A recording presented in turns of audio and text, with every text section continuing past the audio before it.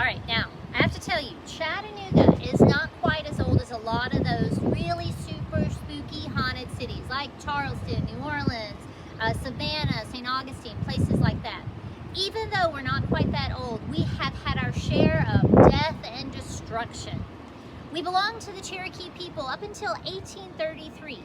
And right where you see the Tennessee Aquarium sitting on the banks of the Tennessee River, right there in 1833, the United States Army was loading up barges, sending Native Americans out west. Chief John Ross, Cherokee chief at the time, decided he didn't like the way his people were being treated. So he took the rest of them out on foot on that 1,000-mile journey in the winter of 1833. Over mountains, around rivers, around towns, through rivers. About half of his people didn't make that journey. It's one of America's greatest tragedies we know today as the Trail of Tears. Now, during the Civil War, Chattanooga was pretty much a battlefield. We had major skirmishes on Cameron Hill, Lookout Mountain, Missionary Ridge. In and around Chattanooga during this time, over 40,000 soldiers lost their lives. It's the second bloodiest battle in the whole Civil War. By the end of the war, the city was completely leveled. They said that you could put a cannon at the end of Broad Street, shoot it off, it wouldn't have hit anything. In fact, we don't have a building in the downtown area that was here during that time. Our oldest building dates back to 1870. That's how devastated it was. Now in 1878, we had a yellow fever epidemic. Started down in New Orleans, it headed up the stream, hit Memphis.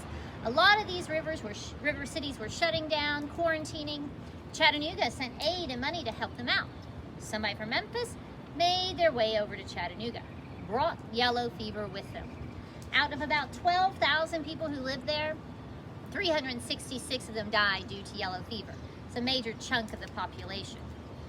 Now in the late 1800s, early 1900s, we were plagued with floods, had massive, major flooding, but nothing as bad as the flood of 1867, biggest flood in our history. Tennessee River was 58 feet above normal depth. People who were staying at the Reed House saw a 100-foot warehouse float down Broad Street. Riverboat captain thought he'd make a little bank off of it, got on his boat, took it down the road, picked up some guests, took them on a tour of Chattanooga like his own little Venice. Citizens were upset and demanded something be done. They actually took matters into their own hands and started building up the streets of Chattanooga. Now, like I said, we're not quite as old as a lot of those cities along the east, those super haunted cities, but we have had our share of that death, destruction, devastation. Maybe why some of these spirits still cling to this land. I want to tell you about one such spirit in this building right here behind me. Stairs, especially during third shift. So the wind really starts picking up right here, and you can't hear me start to tell about these stories when I'm really talking about the ghosts of this building. I didn't notice until we were done filming, so we actually did film a couple of more times. But you'll see once this clip is over, there's some more at the end of it. When we started filming again, we had other weird things happen, like a car alarm, my dog went crazy. It was just pretty nuts. So you can judge for yourself. Was it the ghost messing with us, or was it just a coincidence? Thanks. Now this building, since we started this tour, we have gotten so many different pictures, so many different experiences here. In the stairway, in the hallway there, I have seen two pictures of a little boy with a little bowl haircut standing up on the platform. I've had lines move slightly aside, just like somebody's taking their fingers and pushing them to the side. I had another nurse from Kindred saying that they caught a picture of a man in a lab coat standing inside this building. I always stand here when I do my tours, and I was talking one night, and I had a young lady standing over here looking very intently in this building. She stepped back and she looked behind her, and she stepped back again and looked. She was very confused, and I asked her, after my story was over, I asked her, I said, what are you seeing? And she said, well, I thought I saw somebody in that stairwell, and I wanted to look behind me and make sure there was nobody standing there to see a reflection, and there's not. This particular young lady has had paranormal experiences all the time, and she says she sees people constantly.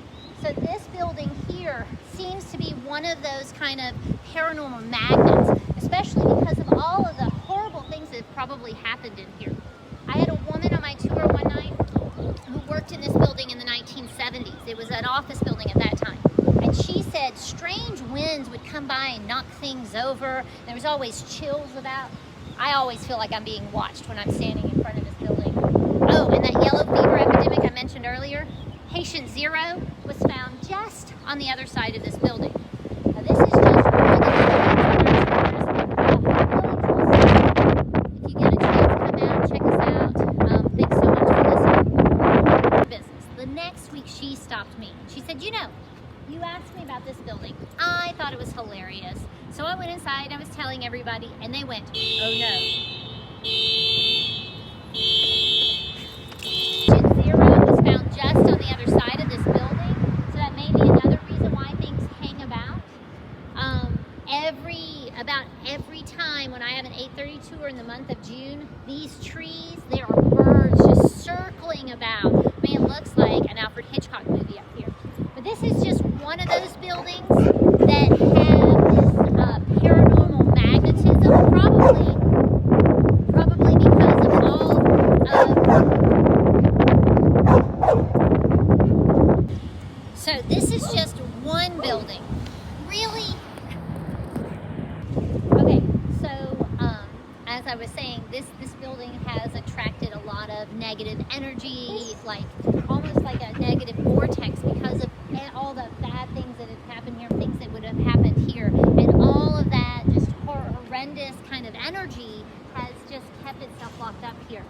So this is just one of the interesting stops on our tour. I just ask you to, when you get a chance, when we open back up for business, come on out and take the Chattanooga Ghost Tours. Thanks so much. I'm Maria.